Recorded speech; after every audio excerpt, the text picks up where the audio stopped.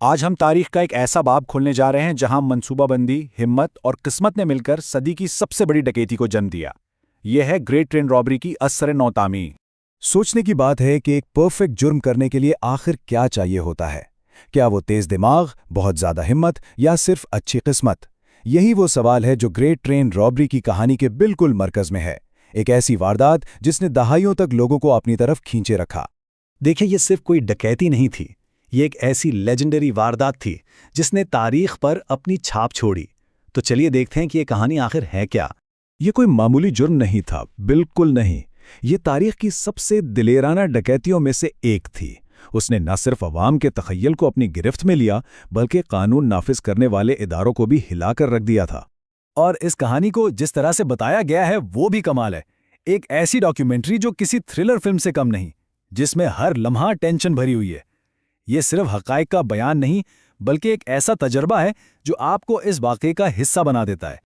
लेकिन जो चीज़ इस डॉक्यूमेंट्री को बिल्कुल अलग बनाती है ना, वो है इसमें इस्तेमाल होने वाली इंतहाई हकीकत पसंदाना 3D रिक्रिएशंस। इस टेक्नोलॉजी की वजह से वाक़यात इस तरह जिंदा हो जाते हैं जैसे पहले कभी नहीं देखे गए। तो प्लान क्या था, और वो कौन लोग थे जिन्होंने इसे अंजाम देने की हिम्मत की? ये मंसूबा 4 बज़ाहिर सीधे साधे मराहिल पर मुश्तमिल था।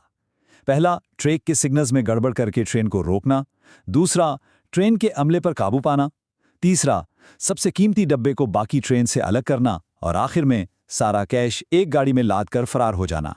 हर कदम पर गलती की कोई गुंजाइश नहीं थी।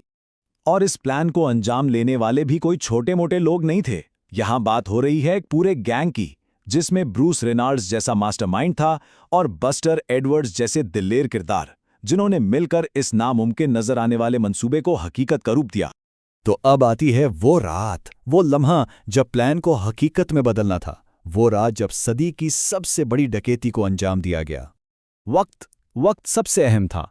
जरा सोचिए, सुबह 3:03 पर ट्रेन रुकती है। सिर्फ 17 मिनट बाद 3:20 तक पूरा अमला काबू में। 3:45 तक सारा कैश लोड हो चुका था और ठीक 4 बजे, यानी 1 घंटे से भी कम वक्त में, गैंग मौका से फरार हो चुका था। हर सेकंड कीमती था। और इनाम 2.6 मिलियन पाउंड्स। उस जमाने में तो ये एक नाकाबिले यकीन रकम थी, और आज के हिसाब से ये 55 मिलियन पाउंड से भी ज्यादा बनती है। मतलब इस डकैती का स्केल देखें जरा। लेकिन जैसा कि अक्सर होता है, बेहतरीन मंसूबों में भी कुछ ना कुछ गलत हो जाता है, और इनके साथ भी यही हुआ फरार के वक्त। अब जदीद टेक्नोलॉजी की मदद से हम देख सकते हैं कि गलती आखिर हुई कहां थी। जैसा कि डॉक्यूमेंट्री में बताया गया है, ये जदीद तरीन 3D टेक्नोलॉजी का इस्तेमाल करती है ताकि किसी को भी इस अफरा तफरी से भरे फिरार के ऐन दरमियान में ले जाया जा सके। मतलब आप सिर्फ देखते नहीं हैं, आप इसे महसूस करते हैं।